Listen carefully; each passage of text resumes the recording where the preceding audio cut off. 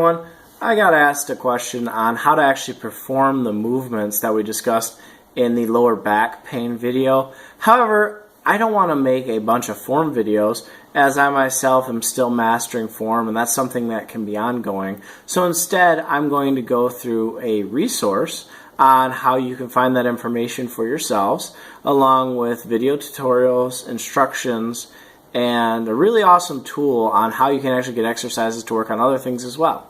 So here you go. Here's the website, exrx.net. This is the website that I'm going to recommend that you go to figure out form and different exercises for whatever you want to do. And in particular, we're going to be focusing on the lower back today. So first you want to go to the weight training tab. And there are exercises here, but we're going to look at the exercise body map. It doesn't matter if you click on female or male. It's just a 3D representation of the body.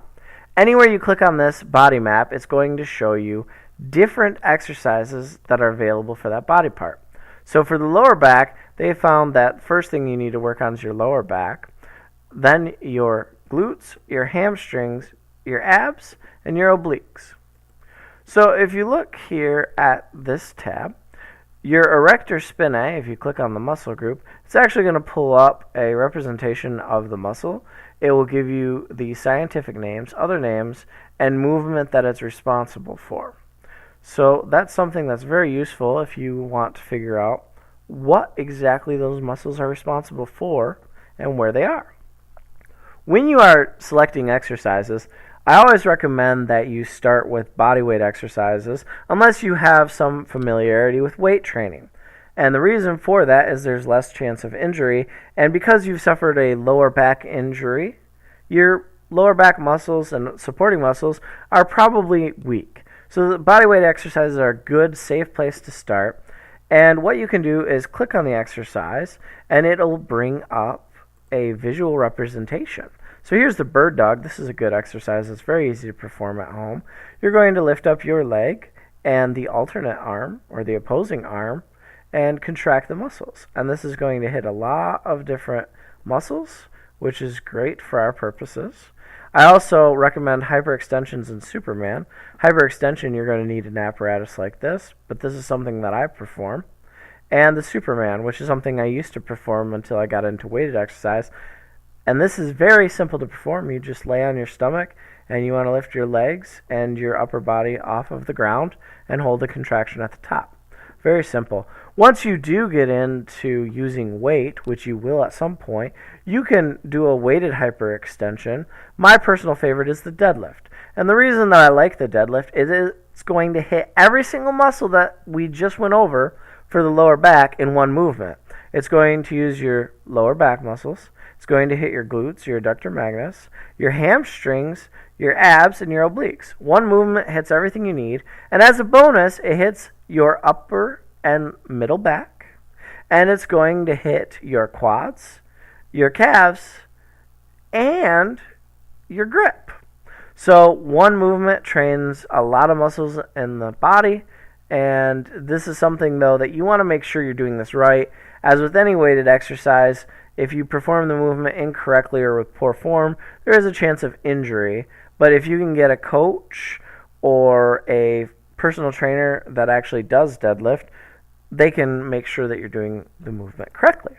The next one that you're going to look at is the glutes. And the glutes are responsible for hip extension, and they're very important in being a stabilizer or an assistant mover in most lower back movements. So you want to make sure that you're training your glutes. Now these are easy to do with body weights because you have the lunge, the squat, and the step up. And those are exactly what they sound like. So just really quick, a step up, you're going to step up on something like a stair or a block. And then lunge, you can do actual walking lunges where you continue going forward, or you can just step back in one place if you're limited for space. Those are very easy to perform. And then again, you can add weight to those same movements with dumbbells held in either hand or putting a barbell across your back. And then, of course, deadlifts are an option to train that as well.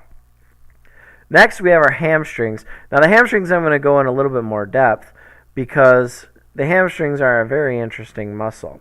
So the Glute-Ham Raise is my favorite exercise for the hamstring. I'm going to show you why. If you look at the hamstring is responsible for knee flexion as well as hip extension. So a lot of people do leg curls, which is only targeting the lower part of the hamstring, which is responsible for knee flexion and the rotation.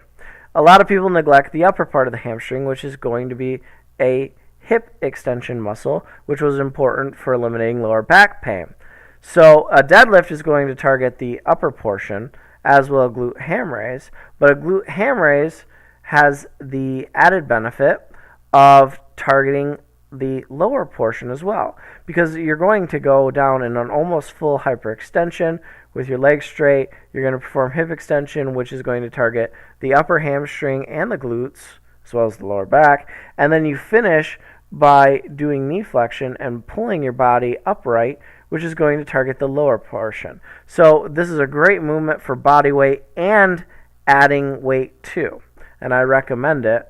And then on top of that, of course, you have your other weighted barbell movements. Be careful if you decide to do good mornings.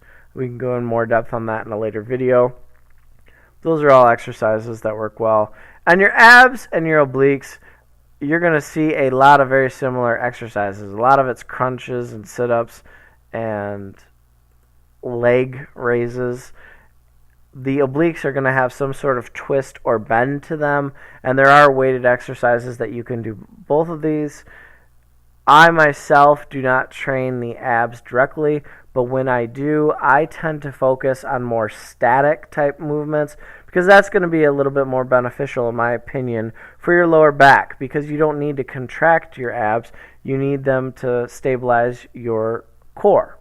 So I prefer things such as planks, side planks, and ab rollouts. These are things that you're going to have to maintain static contraction on, and I think that they work better for your lower back.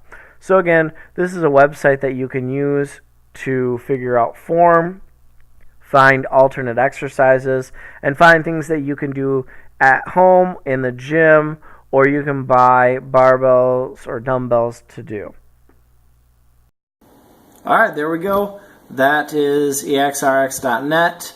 As always, if you have any questions or comments, let me know, and I will try and get those up. And again, if you like the video, like it. If you want to subscribe for more content like this, please do so. Have a great day, guys.